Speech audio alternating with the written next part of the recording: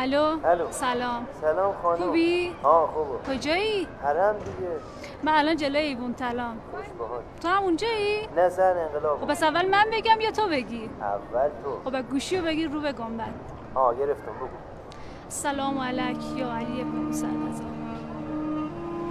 آقا جون خدمتتون عرض کنم الانه که دارم باهاتون صحبت میکنم تو حرم خواهرت حضرت معصومم. راستشو بخوای هفته بعد مراسم عروسی مونه. گفتیم اول زندگیمون ازتون بخوایم یه عنایتی به ما بکنی، یه لطفی در حق ما بکنی آقا، سایتون از سر ما کم نکنی. آقا جون خودتون که میدونید ما که به غیر از شما و خواهرتون کس دیگه ایام نداریم. تا زمانی هم که شماها رو داریم احتیاجی به کس دیگه ایام نداریم. از خدا خواستیم توتی بچه به ما بود، یه پسر یه دختر.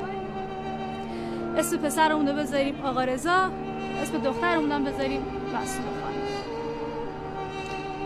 آقا جون تو رو به حق حضرت معصومه، تو رو به حق خواهرت لحظه ای کرم تو اما دریغ نکن. من صحبتام تمام شد. گوشی رو میگیرم رو به گنبد، تو حرفاتو بزن. السلام علیک یا فاطمه المعصومه.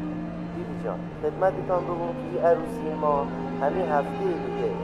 ما عروس خانم هم به هم دیگه قول بدیم که از اول ازدواج ما به شما و داداشتان هم قول بدیم که هم یک لحظه از مسیر اهل بیت خارج نریم. شما هم هوای ما رو داشته بشن و ما رو به حال خودمان نگذاریم یک لحظه. بیبی جان قربونتان برو که شما سفره‌دار کرامت ماشاءالله.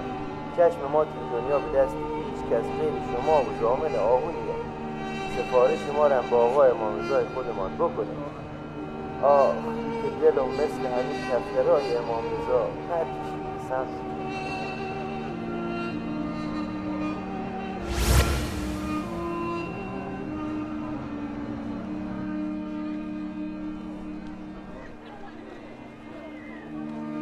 چهار گوشه عالم سفره کرامت اهل بیت است.